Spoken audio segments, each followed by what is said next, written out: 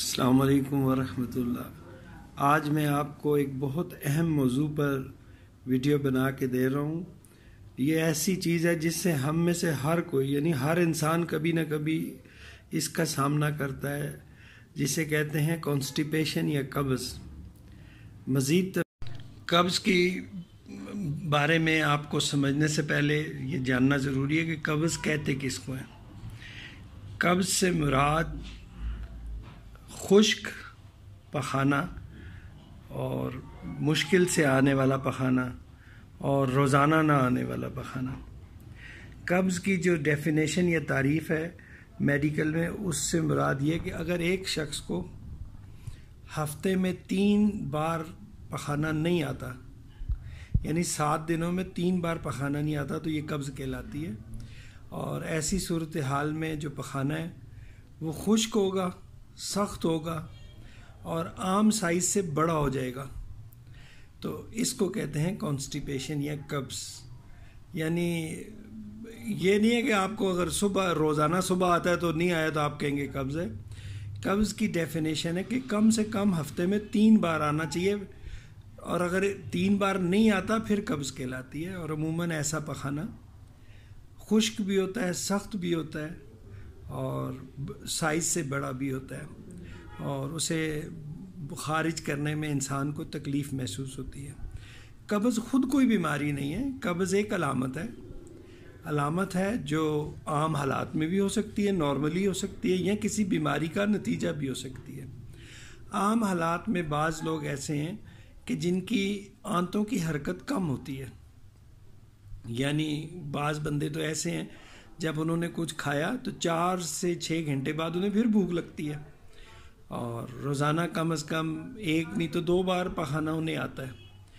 جب ہم کوئی چیز کھاتے ہیں، منہ سے چباتے ہیں، خوراک کی نالی سے معدے میں آتی ہے اور چھوٹی آنت بڑی آنت سے گزرتی ہے، تو ان آنتوں میں نیچے کی طرف حرکت ہوتی ہے، اور اگر یہ حرکت کم ہو تو معدے میں کھانا دیر تک رکے گا، چھوٹی آنت میں گزرنے میں ٹائم لگائے گا، بڑی آنت میں گزرنے میں ٹائم لگائے گا، اور زیادہ وقت لگانے کی وجہ سے وہ پخانہ خشک ہو جائے گا۔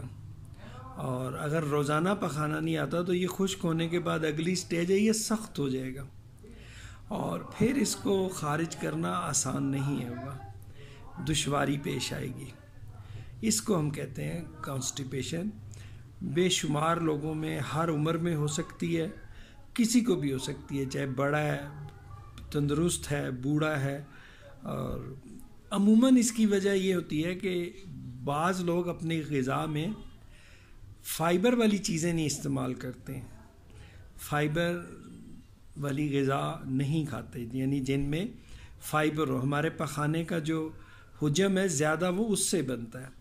فائبر کی مثال آپ یہ لے لیں، جیسے گندم کا بھوسا ہے، براؤن جسے آپ کہتے ہیں، براؤن بریڈ، اس میں کیا ہوتا ہے کہ آپ کی بھوک ختم کرنے کے لیے اس میں براؤن یا بھوسا نکالا نہیں جاتا، تو وہ جب آپ کھاتے ہیں تو وہ پخانہ آنے کی آسانی سے وجہ بن سکتا ہے۔ اگر آنتوں میں حرکت کم ہوگی تو پخانہ خشک سخت ہو جائے گا، اور اگر روزانہ نہیں آتا تو بہت بڑا ہو جائے گا، اور جو پھر وہ خارج نہیں ہوگا۔ تو اسی طرح بڑے بندوں میں یہ قبض بہت دیکھنے میں ملتی ہے۔ ایک ان کی ایکٹیویٹی کم ہوتی ہے، دوسرا وہ زیادہ زور نہیں لگا سکتے۔ اور جو بچوں میں ماں کا دودھ پینے والے بچے بعض اوقات 1 ہفتہ پخانہ نہیں کرتے، اور یہاں دن میں 3 بار بھی کرتے ہیں۔ اگر انہیں اور کوئی تکلیف نہیں ہے، پیٹ درد نہیں ہے، سوجن نہیں ہے، تو کوئی مسئلہ نہیں۔ قبض کی علامت جب کسی میں ہو اور اس کے ساتھ پیٹ میں سوجن ہو اور بے چینی ہو، غصہ ہو، تو اس صورت میں قبض کا علاج چاہیے۔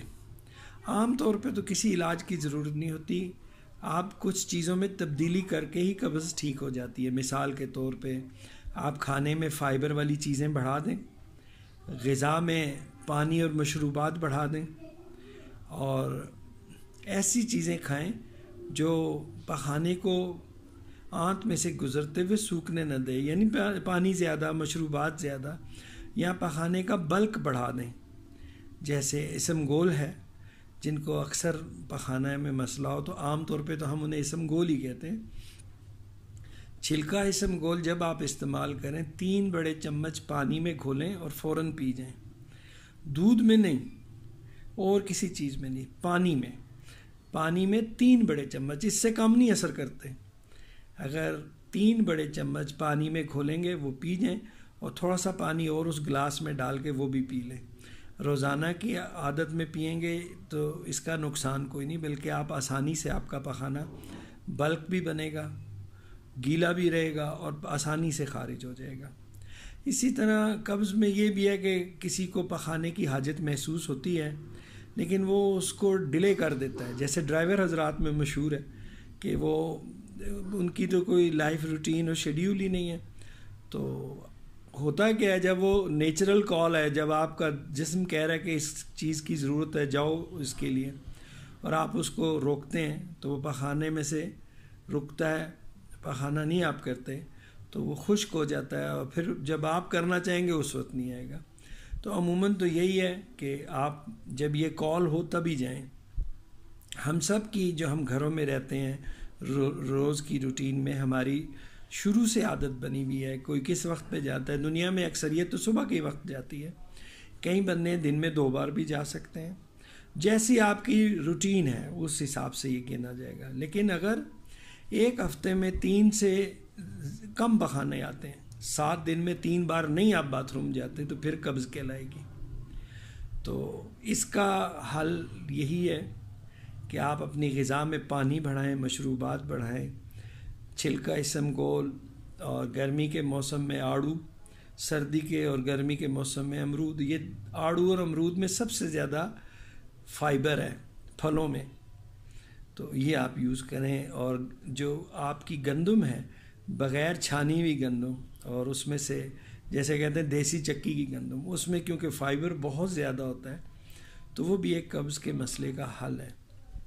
اگر یہ سب کام کرنے کے باوجود یعنی آپ کو ایکٹیویٹی بھی کرتے ہیں، ورزش بھی کرتے ہیں، بھاگ دوڑ بھی ہے، اور یہ بھی فائبر بھی لے رہے ہیں، مشروبات بھی، اور پھر بھی آپ کو فائدہ نہیں ہوتا اور پیٹ سوجتا ہے، درد ہوتا ہے، ہوا رکتی ہے، کبھی چلتی ہے لیکن پخانہ نہیں آتا، تو پھر علاج ضروری ہو جاتا ہے.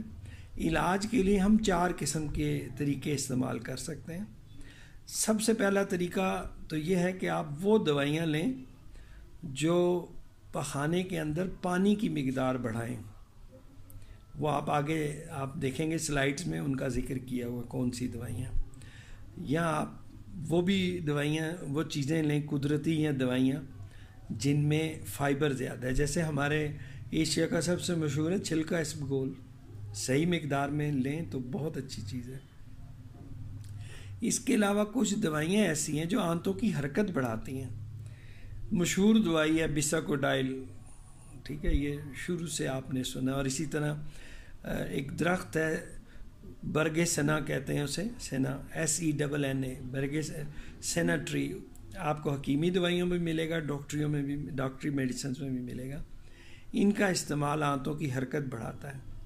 یعنی اس کے علاوہ جو آج کل بہت مشہور لیگزیٹیوز ہیں لیکٹولوز گروپ کے، یہ کیونکہ ہضم نہیں ہوتے اس لیے نقصان دہ نہیں ہیں. آپ پیتے ہیں اور یہ آپ کے پیٹ میں جا کے پانی روکتے ہیں اور پخانے میں پانی بڑھا دیتے ہیں، پخانہ نرم ہوتا ہے، گیلا ہوتا ہے، آسانی سے خارج ہو جاتا ہے. تو یہ 3 طریقے تو عام ڈاکٹری ہیں جن میں ہے پخانے میں پانی بڑھانا، اور پخانے کے اندر فائبر بڑھانا، یا پھر تیسری گروپ بتایا جو پخانے آنتوں کی حرکت بڑھاتے ہیں. چوتھا جو مشہور اور قدیم طریقہ وہ ہے چکنائی کا استعمال کرنا. ہمارے ملک میں چھوٹے بچوں کو جب قبض ہوتی ہے تو نانیاں دادیاں ان کے پخانے والے رستے سے تیل یا دیسی گھی ڈالتے ہیں. مسئلہ بچوں میں بھی وہی ہے، پخانہ وہاں خشک ہو جاتا ہے. اسی طرح گلیسرین سپوزیٹری ہے جسے عرف عام میں کہتے ہیں گلیسرین کی بتی. وہ گلیسرین کو ایسی شکل دی ہوئی ہے خشک، جب وہ پخانے والے رستے سے داخل کرتے ہیں تو وہاں جا کے حرارت سے وہ پگھل جاتی ہے اور تیل کا کام کرتی ہے. اسی طرح بہت سی چیزیں ہیں جن میں کامن آپ کے پاس سرسوں کا تیل ہے، گلیسرین بھی یوز ہو سکتی ہے جیسے سپوزیٹری فارم میں ہے، دیسی گھی بھی بعض عورتیں، لیکن وہ منہ سے کھانے سے نہیں فائدہ دیں گی. بعض لوگ لیکوڈ پیرافن بھی پیتے ہیں اور بھی بہت سی دوائیاں پیتے ہیں کہ چکنائی بڑھائیں گی، لیکن دیکھنے میں آیا کہ وہ اتنی مؤثر نہیں ہیں جتنی وہ پخانے کے رستے سے لے جائیں تو تب ہیں، سپوزیٹری فارم میں یا اور کسی فارم میں. تو ایک جو میں آپ کو بتاتا جاؤں کہ جو حمل ہے اور چھلا، یعنی حمل اور برتھ کے پیدائش کے 40 دن، اس میں عموماً قبض ہو جاتی ہے. وہاں پہ بھی وجہ یہ ہے کہ حمل کے دوران تو کچھ ایسے ہارمونز ہیں جو آنتوں کی حرکت کم کرتے ہیں اور ایکٹیویٹی بھی ویسے کم ہو جاتی ہے. اس طرح چھلے میں بھی ہماری عورتیں لیٹی رہتی ہیں یا ایسی چیزیں کھاتی ہیں. اب دیکھیں نا، اگر خالی چکنائی سے فائدہ ہو تو ہمارے ملک میں تو عورتیں بہت گھی یا کچھ ایسا لیتی ہیں، لیکن نہیں، یہ چکنائی پخانے والے رستے میں چاہیے. منہ سے جب کھائیں گے وہاں پہنچتے پہنچتے تو وہ ہضم ہو جائے گی اور ختم بھی ہو جائے گی. تو حمل میں عام طور پہ دیکھا جاتا ہے، پیشے کے حساب سے ڈرائیورز میں سب سے زیادہ ہوتی ہے، یا ان لوگوں کو جو پراپر گھر میں نہیں رہتے، ان کو جہاں موقع ملے وہ پخانہ کرتے ہیں. یعنی جب انہیں نیچر کی کال ہو کہ جاؤ پخانے کے لیے، اس وقت وہ جا نہیں سکتے، تو ان لوگوں میں یہ ایسا زیادہ ہے. دوائی بھی بتا دی، ورزش بھی بتا دی، پرہیز بھی بتا دیا، علاج بھی بتا دیا. یہ ذہن میں رکھیں کہ جس کی آنتوں میں حرکت کم ہے وہ کسی دوائی سے مسلسل نہیں ٹھیک ہوگی، وہ آپ کو اسی وقت فائدہ ہوگا جب آپ مسلسل لیں گے. تو کوشش کیجئے ان ساری باتوں. مسلسل اور دائمی قبض سے کیا نقصان ہو سکتا ہے؟ جب پخانہ خشک رہے گا، بڑا سائز میں ہوگا، خارج نہیں ہوگا، تو پخانے والے راستے میں جو ہیمرائڈل وینز ہیں ان پہ دباؤ پڑے گا، اور مسلسل ہونے کی وجہ سے یہ قبض بھی بواسیر کا باعث بنے گی.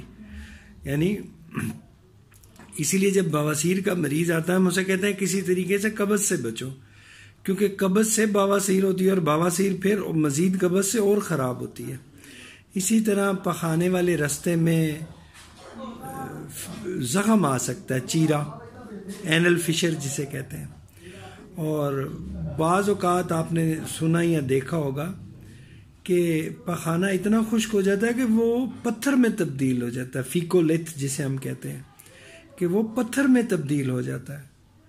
تو یہ ذہن میں رکھیں، کوئی ایسی دوائی موجود نہیں ہے جو آپ ایک دن کھائیں گے تو ساری زندگی ٹھیک ہوں گے. آپ کو اپنا مزاج، غذا، زندگی کی روٹین چینج کرنی پڑے گی، اور جو دوائی آپ کے لیے ضروری ہے پہلے تو قدرتی کام کریں، اگر نہیں ہے تو پھر جو وہ ہے وہ لیں گے تو آرام ہے، چھوڑیں گے تو آنتوں کی حرکت تو پھر وہی ہو جائے گی. تو اس سٹیج سے بچیں کہ پخانہ خشک ہو کہ پتھر بن جائے. اور یہ پتھر اگر اپینڈکس کے راستے میں بنے گا تو اپینڈیسائٹس ہوگا، اپینڈکس پھٹ بھی سکتا ہے.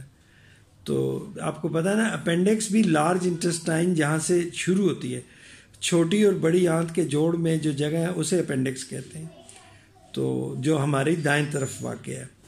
تو ان چیزوں کا آپ بہت خیال کیجئے. اور ایک اور میں کامن مسٹیک بتاؤں جو مریض سے تو ہوتی ہے، ڈاکٹرز بھی اگنور کر جاتے ہیں، جو ڈائسینٹری ہے جسے کہتے ہیں خونی پیچس، اس میں مریض اکثر کہتا ہے جی مجھے قبض ہے. تو میں تو ان سے پہلا سوال کہتا ہوں کہ آج کتنی بار آپ کو باتھ روم جانا پڑا، یہ ڈفرینشیٹ کرنے کے لیے. تو مریض کہتا ہے جی گیا تو 4-5 دفعہ ہوں، پخانہ خارج نہیں ہوتا. ڈائسینٹری یا پیچس میں پخانے والے راستے میں انفیکشن ہے، بار بار جاتے ہیں، زور آزمائی ہوتی ہے اور تھوڑا پخانہ آتا ہے، اور پھر واپس آتے ہیں، پھر جاتے ہیں، پھر آتے ہیں. یہ قبض نہیں ہے، یہ ڈائسینٹری ہے. اسی طرح اور بھی کوئی وجوہات ہو سکتی ہیں. تو جیسا کہ بتایا، قبض کے لانے کے لیے لازمی ہے کہ ہفتے میں یعنی 7 دنوں میں کم سے کم 3 بار تو جاتا ہے، پھر قبض نہیں ہے. اگر نہیں 3 بار بھی نہیں جاتا تو پھر قبض ہے. ٹھیک ہے جی. تو یہ انشاءاللہ یاد رکھیے. اپنا اپنے ارد گرد والوں کا خیال رکھیں. میری طرف سے اللہ حافظ. السلام علیکم ورحمۃ اللہ.